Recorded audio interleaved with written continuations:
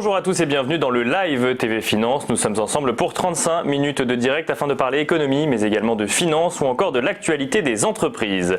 Au sommaire de cette édition, nous recevrons tout d'abord Marie-Aude Goumeau qui nous parlera de Créagile, puis nous suivrons l'ouverture de la Bourse de Paris avec Antoine Quesada, trader, formateur et coach.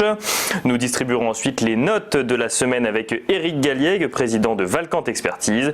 Et ce sera ensuite au tour de François-Xavier Hucher de venir nous parler d'intelligence artificielle. Mais tout d'abord, un petit peu d'actualité économique et la FDJ, la Française des Jeux, est officiellement cotée en bourse. Celle-ci a vu son cours bondir de 14% à 22,70 € à la clôture de son premier jour de cotation hier jeudi 21 novembre.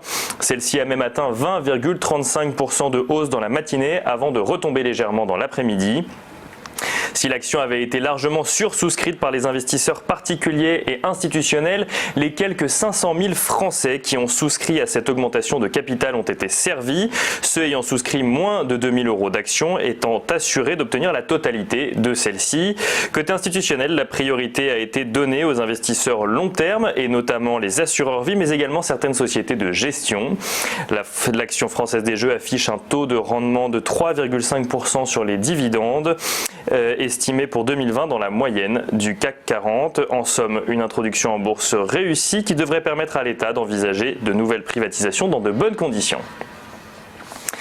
Vendredi 29 novembre prochain, dans une semaine, se tiendra le Black Friday, cette journée où les sites de e-commerce et maintenant les boutiques physiques proposent des offres commerciales très avantageuses pour inciter les clients à acheter aux États-Unis et à présent en Europe. Mais cette initiative n'est pas vue d'un très bon œil par les marques de consommation durable.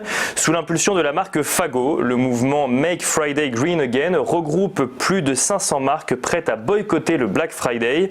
L'idée est de ce mouvement est d'inciter les Français à réfléchir à leur consommation. Dans le cas des habits, par exemple, 600 millions d'euros de vêtements sont jetés chaque année, alors que justement le Black Friday incite à en acheter tout autant, voire plus. Une initiative qui devrait grossir dans la semaine jusqu'à vendredi prochain.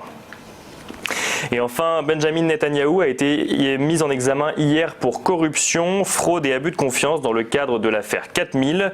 Dans cette affaire, le Premier ministre israélien est accusé d'avoir orienté la politique du gouvernement en matière de télécommunications afin de favoriser l'opérateur historique israélien Bezeq, une opération qui lui aurait valu en contrepartie une couverture positive par le média Walla, appartenant au même propriétaire que l'opérateur Bezeq.